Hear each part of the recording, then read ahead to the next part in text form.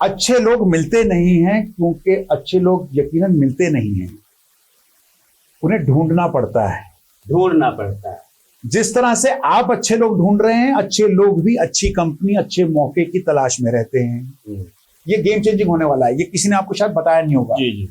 हम अक्सर सवाल शुरू करते हैं, tell me something about yourself, अपने बारे में कुछ बताइए। पहला सवाल यही होता है। लेकिन जब हम इसको उल्टा कर देते हैं, tell you something about yourself, यानी कि मैं शुरुआत कहां से करता हूं as an entrepreneur, as a business, as an organisation. मैं क्या बोल रहा हूं कि हम आपको अपने बारे में कुछ बताते हैं। हेलो नमस्कार, मैं हूं नीरज कुमार और आप देख रहे हैं मोबाइल न्यूज 24। आज एक बार फिर से हम एक नए इशू को लेकर आए हैं आप दर्शकों के डिमांड पर। इशू है कोरोना के बाद जिस प्रकार से लोगों के बिजनेस में डाउनफॉल आया, लोगों के जॉब चले गए, क्या वो जॉब फिर से अप पर है? क्या बिजनेस अप हो रहा है? या फिर जिस प्रकार से जगह जगह लोग कहते सुने जाते हैं कि काम करने वालों की कमी है, अच्छे काम करने वाले नहीं मिलते हैं, और अगर काम करने वाले आते हैं तो वो रुकते नहीं है, चले जाते हैं। इसके पीछे की क्या थ्योरी है, क्यों ऐसा होता है, इस पर बातचीत के लिए आज हमारे साथ एक्सपर्ट के तौर पर सुनील चोपड़ा जी हैं। सुनील चोपड़ा जी को योर विन कोच के नाम पर जाना जाता है और ये फेमस हैं हर जगह, चाहे आप सोशल मीडिया में चले जाएं या फिर वाकई के अलग इलेक्ट्रॉनिक मीडिया या फिर प्रिंट मीडिया में, हर जगह सुनील चोपड़ा जी का नाम चलता है।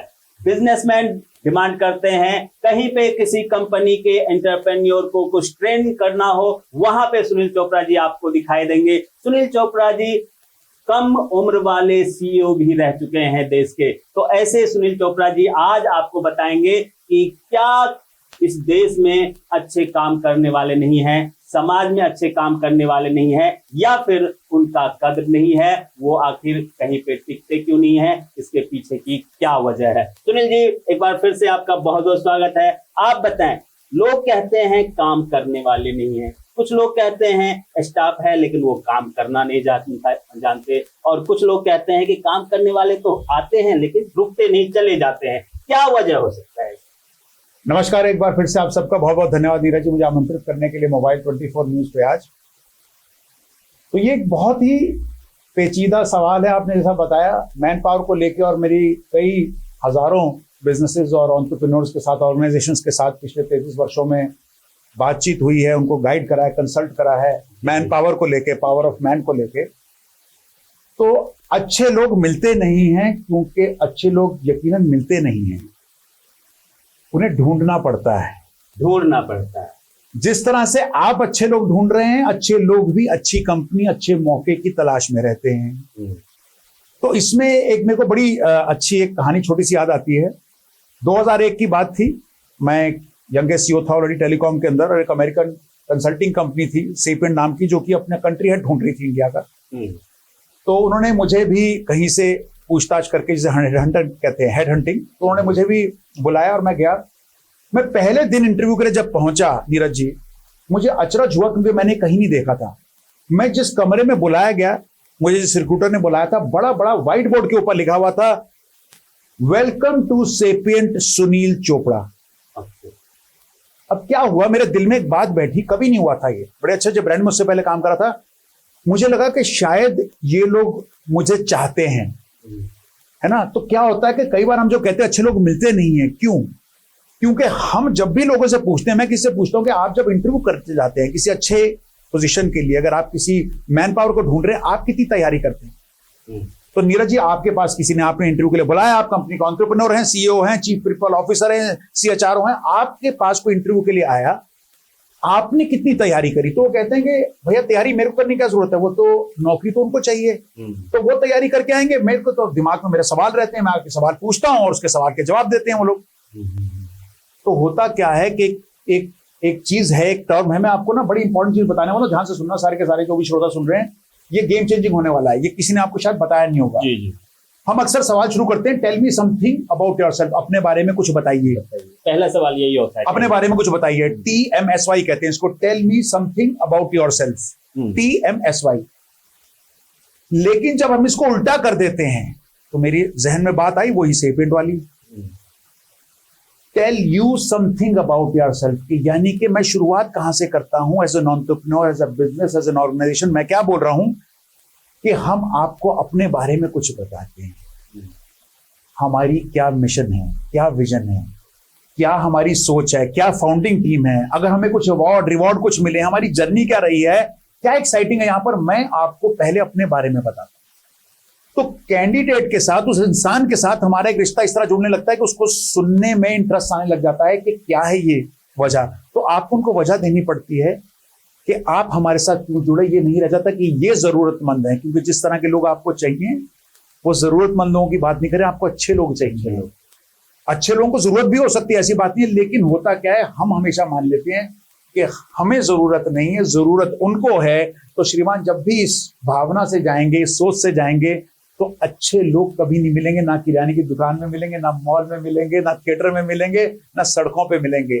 जब वो आपके पास आएंगे, अगर आप उनको उस तरीके से वेलकम नहीं करते हैं, जब तक आपको ये नहीं लगता है कि इस बंदे की मुझे जरूरत है, तब तक वो बंदा आपके लिए क्यों अच्छा काम करेगा। कुल मिला के कहने वाली बात यह है कि अगर किसी को किसी की आवश्यकता है, प्यासा कुएं के पास जाएगा, कुआं किसी के पास नहीं आता है। तो ये आपके सवाल का पहला जो किस्सा था कि भाई अच्छे लोग मिलते नहीं। अब आपने बताया कई बार लोग कहते हैं कि सुनील जी वो आ जाते हैं लेकिन फिर अच्छे आदमी टिकते नहीं है। अच्छे आदमी कभी कभी मिल भी जाते हैं, साल 2 साल 4 साल 5 साल में 1-2 बंदे अगर मिल भी जाते हैं तो वो कंटिन्यू नहीं कर पाते, रुकते नहीं है। इसकी क्या वजह होती है? बिल्कुल, तो इसमें भी यही है कि जो लोग जिस वजह से आते हैं नीरज जी, उस वजह से जरूरी नहीं है कि रुकेंगे। एग्जाम्पल दे रहा हूं उदाहरण के तौर पर, मैं एक कंपनी के अंदर बड़ा अच्छा काम कर रहा था, जनरल मैनेजर था, मेरी कुछ एक सैलरी थी, मैं 6 दिन कंपनी में काम करता था। मुझे अब लग रहा है कि मैं यहां रुकने लगा हूं, मुझे ग्रोथ नहीं मिल रही है, तो मैंने कहीं बाहर ढूंढा। आपने मुझे ढूंढ लिया, आपने मुझे इज्जत दी, प्रेम दिया, स्नेह दिया। आपने मुझे कहा जनरल मैनेजर से आप हमारी कंपनी में श्रीमान वाइस प्रेसिडेंट हो गए। मुझे बड़ी खुशी हुई। मैंने कहा कि आपको जितना भी पहले सैलरी मिलती थी, मैंने 30-40% उस पर आपको इंक्रीज दे दिया। मुझे बड़ा आभार हुआ, मैंने आपको धन्यवाद करा। फिर आपने कहा भैया एक और खुशखबरी है, 6 दिन की बजाय हम 5 दिन काम करते हैं। मेरे को तीनों चीजें बड़ी अच्छी लगी और मैंने एक्सेप्ट किया और मैं आपकी कंपनी में आ गया। इस वजह से आया हूं, रुकूंगा इस वजह से नहीं। क्यों, कमाल की बात है, अब तो मैं वाइस प्रेसिडेंट बन गया, मेरे पैसे बढ़ गए, 1 महीने की सैलरी बढ़ के भी आ गई। अब मुझे रोज तो नहीं कहेंगे भैया बधाई हो वाइस प्रेसिडेंट बनाया है। 10 दिन 5 दिन खत्म हो गया ना, रोज तो नहीं कहेंगे वाइस प्रेसिडेंट बन गए, रोज तो नहीं कहेंगे 6 के 5 दिनों के सुनील जी बधाई हो। अब मैं किस लिए रुकूंगा, उसको बोलते हैं EVP, एम्प्लॉय वैल्यू प्रोपोजिशन। यानी कि मुझे आप वो क्या बंडल बना के दे रहे हैं बेनिफिट्स का, चीजों का, जिसके लिए मैं रुकूंगा। उसमें क्या होता है कि मुझे किस तरीके से ट्रीट किया जाता है, मेरा माहौल काम करने का कैसा है, मुझे प्रोग्रेस नजर आ रही है, मुझ में कंपनी निवेश कर रही है, क्या मैं कुछ नया सीख पा रहा हूं, क्या मैं उन्नति कर पा रहा हूं, मुझे ग्रोथ नजर आ रही है, रिवॉर्ड है, रिकग्निशन है, किसी तरीके से एक्नॉलेज किया जाता है, अप्रिशिएट किया जाता है, मैं कोई अच्छा काम करता हूं, रेम्युनरेशन भी है, सैलरी आज भी, कॉम्पनसेशन आज भी, वो पैसा मेरे लिए जरूरी रहेगा। लेकिन वो अब पीछे चला गया श्रीमान, क्योंकि बड़ी सारी चीजें और आगे आ गई हैं गेम में। क्योंकि अब मैं रोज ऑफिस आऊंगा तो मैं इस बात पे हर्षोल्लास नहीं मनाऊंगा कि वाह भाई वाह मुझे 6 महीने पहले देखिए 40% का इजाफा मिला था। नहीं सर, अब वो बात पुरानी हो चुकी है, वो पहली बार में हमने ले लिया है। तो इन चीजों के लिए अच्छे लोग रुकते हैं कि उनको ग्रोथ नजर आती है, आप उनमें निवेश कर रहे हैं, उनको लर्निंग डेवलपमेंट नजर आती है, माहौल अच्छा नजर आता है, उनको रिस्पेक्ट किया जाता है, उनकी बात सुनी जाती है और उनको यह भी लगता है कि हाँ भाई रिवॉर्ड रिकग्निशन एक बहुत बड़ी चीज होती है, तो मुझे रिकॉग्नाइज करा जाता है हर चीज में। By the way Neeraj ji पैसे नहीं लगते, माहौल की बात है। तो इन चीजों के लिए लोग रुकते हैं। बिल्कुल, और उसके लिए एटमॉस्फेयर, आपके काम करने वाले जो आपके आसपास में कलीग्स हैं या आपके जो टीम मेंबर हैं, उनमें भी लोगों का दिलचस्पी होता है कि वो लोग आपके सपोर्टिंग हैं या उनके अंदर भी कुछ ऐसी भावना बैठी हुई है, अनसिक्योरनेस की भावना बैठी हुई है। ये भी होता होगा कि कुछ लोग जब आप एक नए जगह से आते हैं किसी टीम का और हेड बन के आते हैं, डबल सैलरी पे आ जाते हैं, बहुत सारी चीजें आपके पास एक्स्ट्रा होता है, और जो पहले से काम कर रहे होते हैं बैक में 2 साल 10 साल 20 साल से मालिक के साथ, उनके अंदर भी तो अनसिक्योरनेस होता होगा। ये भी कुछ मुद्दा, इस पे भी थोड़ा चर्चा कर। गजब की बात करी आपने, क्योंकि ये शायद मैंने काफी एक्सपीरियंस किया है, क्लोजली देखा, उसको एक मैं बाद में आपको चल के उसका बताऊंगा तरीका भी, किस तरीके से उससे डील किया जाता है। कि आप जब भी आएंगे और आपको इस तरीके से स्नेह के साथ देके जाया जाएगा, तो हो सकता है 2 तरीके से मैं उस कमरे से बाहर निकल सकता हूँ वो ऑफर लेके। एक तो ऐसे निकल सकता हूँ कि रुबाब है मेरा, नाक मेरी ऊपर है, मैंने कहा भाई देखो मैं आ गया हूँ, I am the new vice president. आप कौन? तुम खाम खा, तुम पुराने, छोटे, नीचे, हल्के तमके के, लोअर डाउन। तो ऐसे में कभी भी आपको वो अनुभव नहीं मिल पाएगा कि जहां लोग आपका साथ दें और आपको एक्चुअली जीत की ओर लेके जा सके। विन कोच हूं तो मैं इसके बारे में भी कई बार बात करता हूं, जीतने के बारे में, कैसे जीता जाता है अलग अलग परिस्थितियों में जिंदगी की। तो कार्य क्षेत्र में, एट ए वर्क प्लेस, एक बहुत बड़ी चीज होती है, उसको मैं हमेशा कहता हूं ईगो, अहम। ईगो लेट इट गो, अहम को जाने दो। सुबह सुबह जब उठें तो अपने बेड साइड पे अपने अहम को ऐसे रख दें आराम से, और फिर छोड़ के कार्यस्थल पे जाएं। क्योंकि जब ये मेडल वेडल हम बहुत देखने लग जाते हैं तम के, और ये कि मैं क्या हूं, मैं तो जनरल मैनेजर हूं, वो जनरल अपने आप को मतलब एक तरह से फौज का जनरल समझने लग जाता है, मैनेजर तो निकल जाता है आगे से। तो अगर बहुत ज्यादा रुबाब और ठाठ अपने में आ जाता है, ईगो आ जाती है, अहम आ जाता है, तो लोग उस चीज को बिल्कुल भी अप्रिशिएट नहीं करते हैं, आपका साथ नहीं देंगे, हाथ नहीं देंगे आप। लेकिन अगर आप वो ऊंचा और नीचे को छोड़ के, मैं हमेशा उदाहरण देता हूं, एक सर्कल बना लीजिएगा, चक्कर में क्या है, सेंटर में कस्टमर है, आसपास हम बैठे हैं। तो नीरज जी हम सब उसके लिए ही कुछ कर रहे हैं। मैं वाइस प्रेसिडेंट हूं, सीईओ हूं, आप मैनेजर फाइनेंस हैं, कोई चाय पिलाते होंगे, श्रीमान कोई रिसेप्शन पे बैठते होंगे, हम सब काम इसीलिए कर रहे हैं ताकि कस्टमर को अच्छा एक्सपीरियंस दे सके। लेकिन हम में कोई ऊपर नीचे की भावना ना आए, चक्कर में बैठे हैं, अलग अलग चीजें करते हैं। तो अगर हम इस तरीके से उस चीज को लेते हैं, दिस न्यू डेजिग्नेशन, नया रोल, नई चीज, नया जॉब, नई जिसे कहते हैं उत्तरदायित्व या अथॉरिटी को, तो हो सकता है चांसेस आर कि लोग आपको एक्सेप्ट करेंगे, लोग आपका साथ भी देंगे। नई जगह पर भी तो ऐसा नहीं है कि हर जगह पर बंदिशें ही होंगी, प्रॉब्लम ही होगी, लेकिन वो सोच बदलनी पड़ेगी कि मैं इन्हीं के साथ हूं, इन्हीं के साथ ही काम करने वाला हूं, ऊपर नहीं बैठा हुआ सब। बिल्कुल। और शुरू से हम लोग जब सीखते आए हैं तो लोग एक शब्द कहते हैं कि इंग्लिश में आप ईगो और सेल्फ रेस्पेक्ट में बहुत कम का फासला होता है। हिंदी में लोग कहते हैं कि आत्मसम्मान और घमंड में बहुत ही बारीक फासला होता है। अगर आपने उस फासले को बनाए रखा तो आप अच्छे रास्ते पे चल के रहेंगे, लेकिन अगर उस फासले को आप ईगो में बदल देंगे, आत्मसम्मान को अगर आप ईगो में बदल लेंगे, तो वो घमंड आपको नष्ट नाबूद कर देगा। जैसे कि रावण का घमंड नहीं रहा तो हमारा आपका क्या रहा। बिल्कुल इस सब्जेक्ट को हम एक लाइन में समझ लें कि ईगो और सेल्फ रेस्पेक्ट जो है, दोनों में अंतर है और दोनों का ही ख्याल रखना चाहिए। आगे बढ़ते हैं। जिस प्रकार से अभी माना जा रहा है कि देश में भी, दुनिया में बेरोजगारी बढ़ती जा रही है, या देश में भी कोरोना के बाद बेरोजगारी बढ़ी है, हालांकि फिर से थोड़ा ग्रो हुआ है। इसके साथ अगर हम बात करें तो जो नए युवा हैं, जो अभी अपना पढ़ाई पूरा करके और बाहर निकल के आ रहे हैं, हाथ में बैग है, वो सोच रहे हैं कि मैं जॉब तलाश करूं या माँ बाप के थोड़े पैसे हैं उसको इन्वेस्ट करूं, या फिर गवर्नमेंट ने कोई कई सारे प्लान बनाए हुए हैं, कुछ लोन लेके अपना एंटरप्रेन्योर शुरू करो। ऐसे युवाओं को क्या मैसेज आप देंगे कि उनको क्या करना चाहिए और कैसे वो डिसीजन ले पाएं कि उसे क्या करके सक्सेस मिलेगा, जॉब करके सक्सेस है या फिर छोटा मोटा धंधा करके? जी, तो नीरज जी सवाल आपका बहुत बहुत तीर की तरह मारा है आपने। मैं इसका कोई एक आसान फार्मूला बेस्ड जवाब नहीं है, लेकिन मैं आप सबको एक बार, सारे श्रोताओं को, खास करके जो हमारे युवक हैं जो इस असमंजस में फंसे हैं, और ये असमंजस में कई बार लोग 5 साल 10 साल की नौकरी के बाद भी फंसते हैं, 25 साल के बाद भी फंसते हैं, कई बार फंसते हैं कि कब मैं कुछ अपना शुरू कर लूं या अभी मैं कुछ अपना शुरू कर लूं, मुझे कुछ नहीं मिल रहा है। तो मेरा मानना यह है, बड़े ध्यान से सुनना मेरी बात, कि पहली बात तो है कि अगर आपका कोई चलता चलाया फैमिली बिजनेस है, होता है कि हमारे पुश्तैनी बिजनेस है, सेकंड जनरेशन, थर्ड जनरेशन जिसे कहते हैं, एंटरप्रेन्योर्स हैं, हमारे ऑलरेडी एक बिजनेस चल रहा है, तो अगर आपको ये दिल से लगता है, आपने देखा है उसको पास से, माहौल को देखा है, आपने अपने फादर को देखा है, मदर को देखा है, फैमिली में देखा है लोगों काम करते हुए, अगर आपको लगता है कि आपका बहुत इंटरेस्ट है वहां पर, तो आपके लिए तो वो एक लो रिस्क अपॉर्चुनिटी, यानी कि मुझे उसमें कुछ नया निवेश नहीं करना है, मुझे सब कुछ छोड़ के सारा काम करके नहीं आना है। मैं उसका एक्सपीरियंस लूं कि मुझे कैसा लगता है कि जब मैं कुछ अपना काम करता हूं।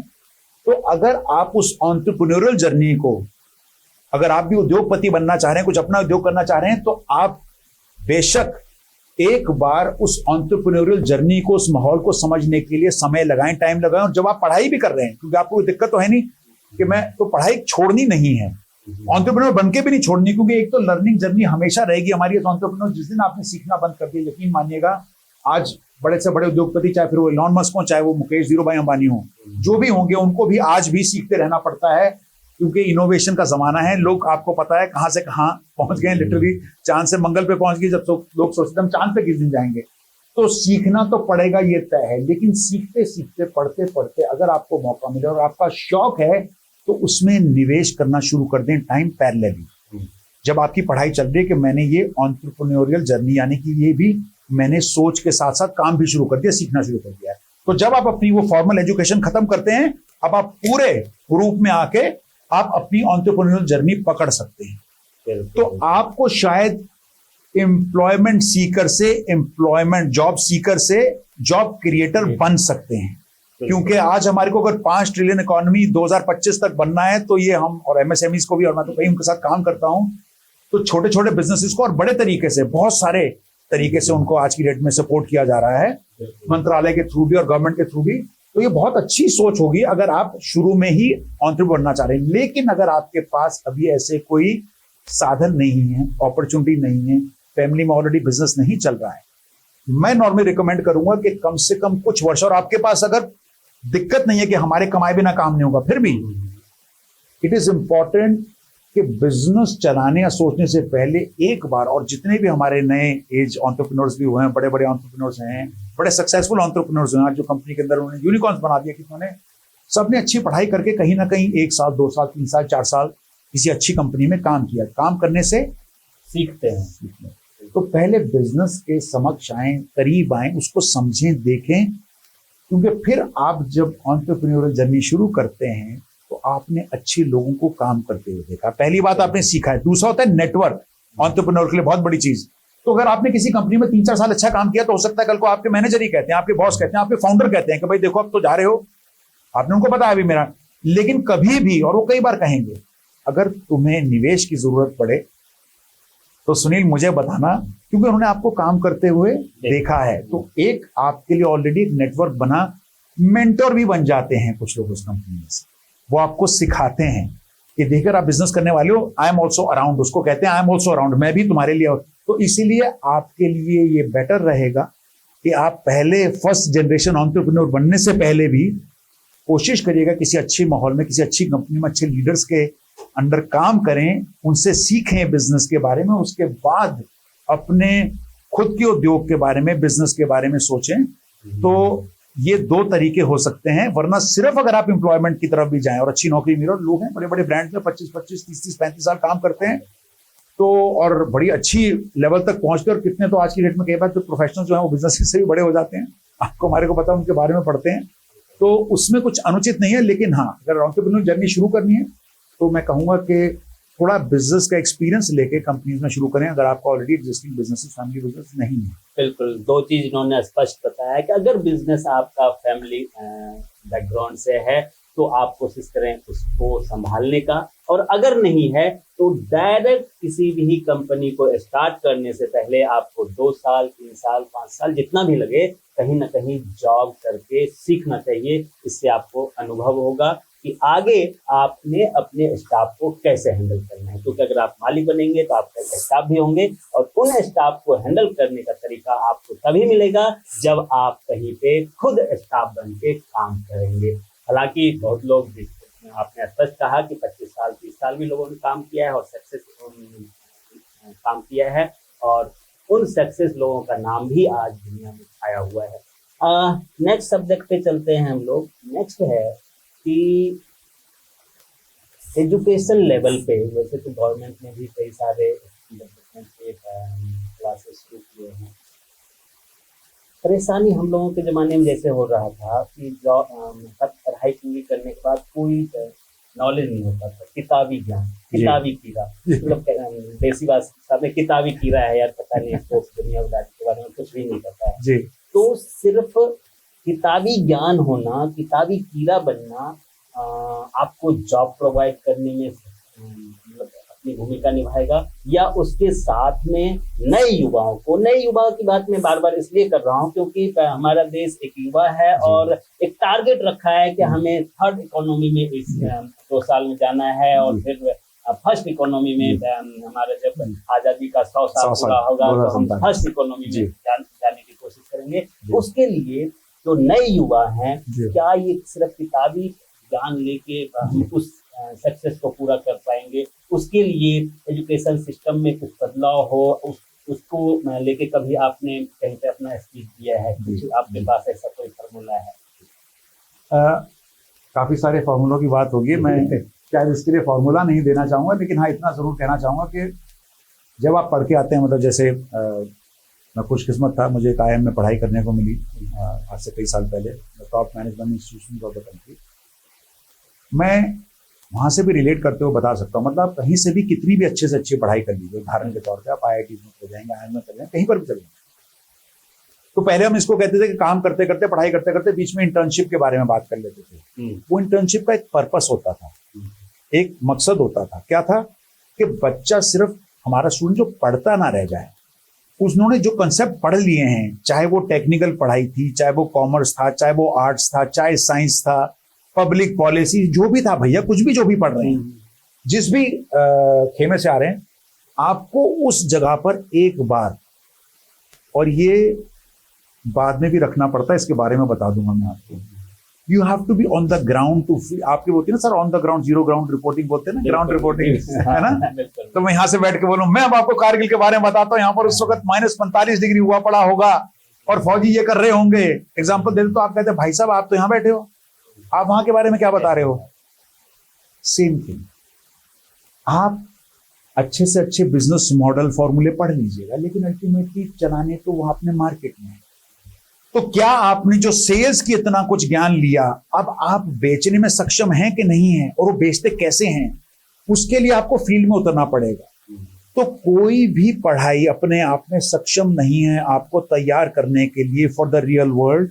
तो जितना जल्दी इस बात को समझ लेंगे कि पढ़ाई के साथ साथ भी एक तो फॉर्मल होता है कि इंटर्नशिप का मकसद यही होता है, और कई बार लोगों की वो जबकि ऑब्लिगेशन नहीं होती कि आपको इस कोर्स में ये करना है। मैं सबको प्रेरित करूंगा, कृपा करके प्लीज जब भी मौका मिले, और मैंने बताया जैसे अगर घर का बिजनेस है, दुकान पे बैठिए, बी देयर, जरूरी नहीं कि आपने वही बाद में जाके करना है। कहीं पर भी आपको मौका मिले प्रैक्टिकल एक्सपीरियंस का, नॉलेज का, नहीं वैसे कई बार लोग कहते हैं ना सर प्रैक्टिकल नॉलेज नहीं है, इनको प्रैक्टिकल नॉलेज नहीं है भाई, हाथ से करना है, ये नॉलेज नहीं, ये प्रैक्टिस है, ये करने से ही आएगी। तो आपको अपनी लाइन ऑफ स्टडी, पढ़ाई से रिलेटेड जहां पर भी हो सके, और इसमें कभी भी इस बात पे संकोच ना करना मुझे इसमें क्या मिलेगा, मुझे इसमें कुछ मतलब इंटर्नशिप में कुछ मिलेगा, कुछ फाइनेंशियली मिलेगा, मेरे खर्चे, मेरे आना, मेरा नहीं भैया, ये निवेश है। क्योंकि ये क्या है, ये सही कुरुक्षेत्र में उसके बाद उतरने के बाद लड़ने के लिए आप सक्षम हो सकें, ये वो पढ़ने जा रहे हैं। तो इसमें भी अगर निवेश करना है तो करिए, इसको अपनी स्टडी मानिएगा।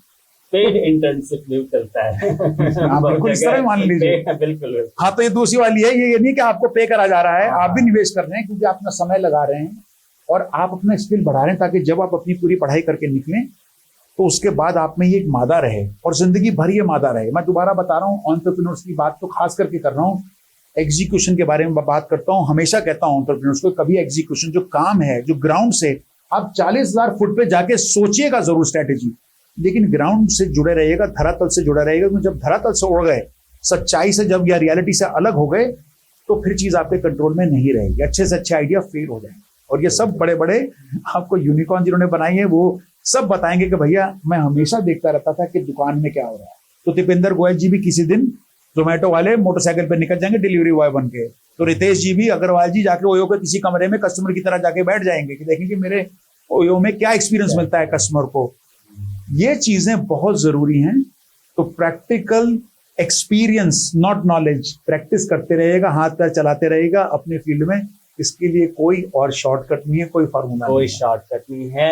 अपना हाथ जगन्नाथ, जो गांव में कहते हैं, एक शब्द बिल्कुल जो हमारे बड़े बुजुर्गों ने जो शब्दों का चयन किया है, वो शब्द आज उसे आप चाहे कितना भी टेक्नोलॉजी से जोड़ लें, उसमें भी वो शब्द फिट बैठते हैं, अपना हाथ जगन्नाथ। अगर आपके अंदर खुद टैलेंट नहीं है, खुद अगर आप हाथ पाँव नहीं चलाएंगे, तो कितना भी पैसा लगा लें, कितना भी इन्वेस्ट कर लें, आप सक्सेस हो जाएंगे, ये गारंटी नहीं है।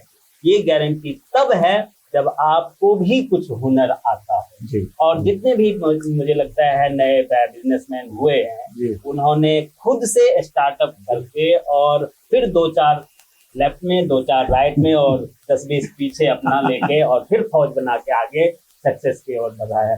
तो ये सक्सेस अगर आप लोगों को चाहिए, तो लास्ट में जिस प्रकार से आपने बता ही दिया है कि लास्ट में कुछ ऐसे अनुभव आप शेयर करें, जैसे कि धीरू भाई अंबानी के बारे में कहा जाता है कि उन्होंने टाटा में से एक मतलब सीनियर ऑफिसर को अपने पाले में करने के लिए कैसे मेहनत किया था। तो ऐसा कुछ अनुभव कि क्या दूसरी कंपनी के एम्प्लॉय को अपने कंपनी में ले आने से भी कोई सक्सेस हो सकता है?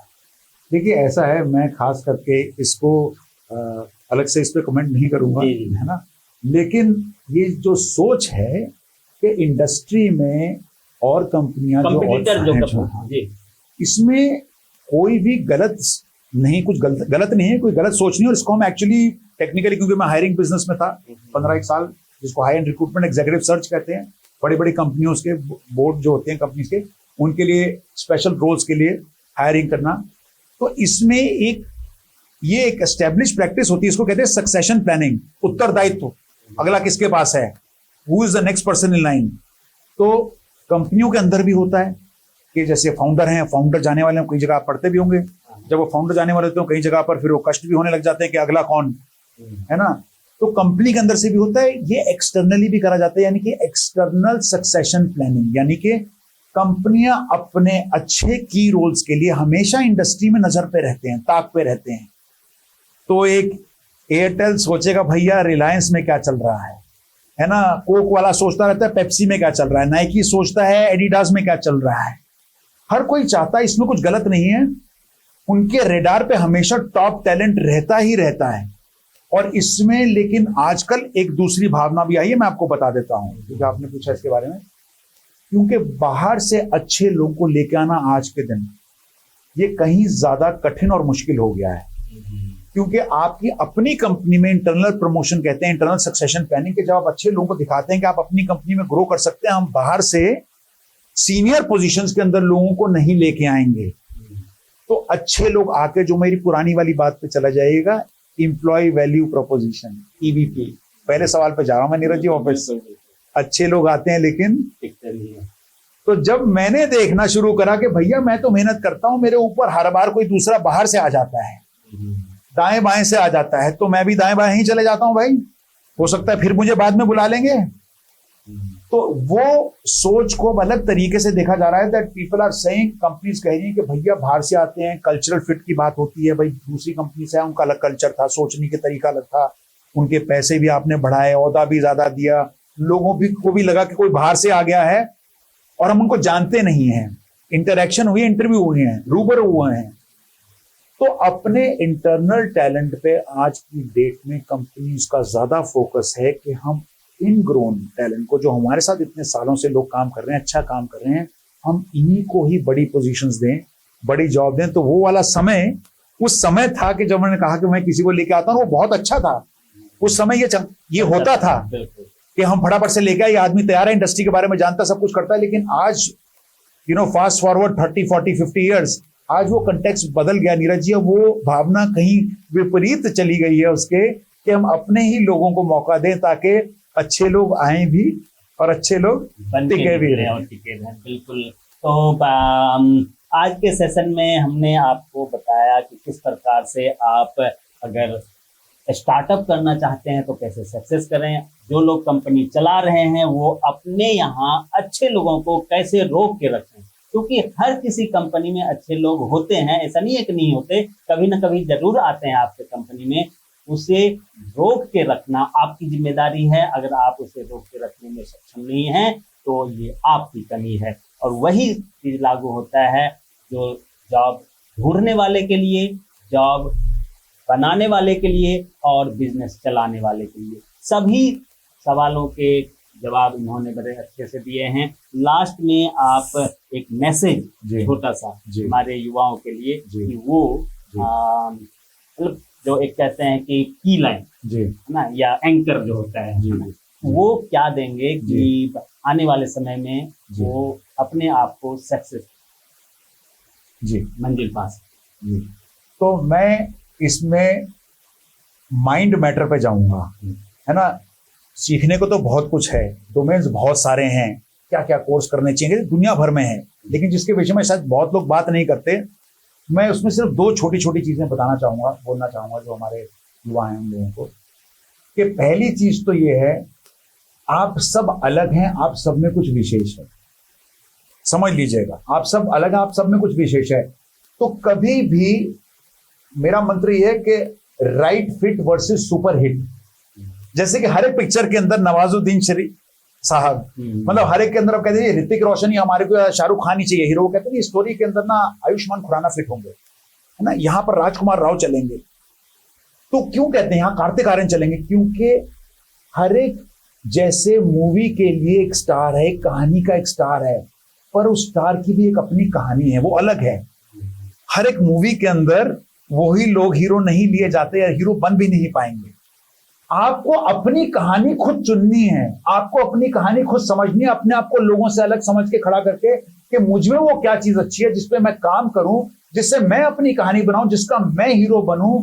तो आपको सुपर हिट पे नहीं जाना है कि होता ना कि यार आजकल ये कंपनी बहुत अच्छी चल रही है, ये कोर्स बहुत अच्छा चल रहा है, यहाँ सब लोग जा रहे हैं तो मैं भी चला जाता हूँ। जरूरी नहीं है, हो सकता है आप में कुछ और चीजें अच्छी हैं, आपके अंदर कोई दूसरा स्किल है, आप में कोई अलग तरीके की सोच है, उसको डिस्कवर करने में, उसको जानने के लिए कि वो क्या चीज है जो आपको भाती है ना, और शायद लोगों को भी समझ में आती है, और इन दोनों में मेल हो जाएगा तो हम अपने मुकाम तक पहुंच जाएंगे। लेकिन वो समझना कि मेरे में क्या अच्छा है और मैं क्या कर सकता हूं और मेरी सोच किस तरफ जाती है, बहुत जरूरी है। तो आप सब अलग हैं, स्पेशल हैं, दूसरों से कंपेयर करके कि वो यहां चला गया तो मैं क्यों नहीं जा पा रहा, वो इस जॉब में चला गया तो मैं क्यों नहीं जा पा रहा, वो इस तरीके का बिजनेस कर पा रहा है, वो यार इन्फ्लुएंसर बन गया है, मैं नहीं बन पा रहा हूं। तो आप सुबह से शाम आप कलाबाजी लगाते रहिए, वीडियो बनाते रहिए, लोग नहीं देखेंगे क्योंकि शायद वो आपका कोर नहीं है, आपका एरिया ऑफ स्किल नहीं है, इंटरेस्ट नहीं है, वहां पर आपसे दिल से नहीं जुड़े हुए। तो उसको खोजने में कुछ समय लगाइएगा, सोचिएगा कि वो आपकी क्या कहानी है, क्योंकि अपनी कहानी के फिर आप जब हीरो बन जाएंगे तो कोई आपको जीरो नहीं कर पाएगा। ये जीरो से हीरो ऐसे ही बनेंगे। बिल्कुल, नकल करके आप जीवन जी सकते हैं, अपना जिंदगी जी के खुशहाल रह सकते हैं, लेकिन अलग पहचान नहीं बना सकते। तो अलग जो आपके अंदर टैलेंट है, ऊपर वाले ने जो आपको कुछ विशेष दिया है, उसे पहचानिए और उसी पर फोकस करके अगर काम करते रहिए तो जरूर सक्सेस मिलेगा, चाहे जॉब हो या फिर अपना बिजनेस, उसमें भी सक्सेस मिलेगा। सुनील जी, आपने समय निकाला हमारे लिए, आपका बहुत बहुत धन्यवाद, और आप तमाम दर्शकों का भी बहुत बहुत धन्यवाद। बहुत बहुत धन्यवाद आप सबका आज जुड़ने के लिए और नीरज जी मुझे आमंत्रित करने के लिए मोबाइल 24 न्यूज पे। और मैं चाहूंगा कि अगर आपको आज की वार्तालाप अच्छी लगी हो, अगर आपको इसमें से कुछ वैल्यू नजर आई हो, तो अगर योर विन कोच यानी कि अगर सुनील चोपड़ा को फॉलो करना चाहें तो www.yourwincoach.com मेरी वो वेबसाइट है। आप वहां से सारे के सारे मेरे सोशल मीडिया पे मुझे फॉलो कर सकते हैं, और मैं आपको सिखाने वाला हूँ बहुत सारे unique, simple, practical ways to win every day, यानी कि रोज जीतने का आसान और अनूठे तरीके में सिखाता हूँ अपने प्लेटफॉर्म पे योर विन कोच। तब तक मेरी तरफ से नमस्कार और जय हिंद।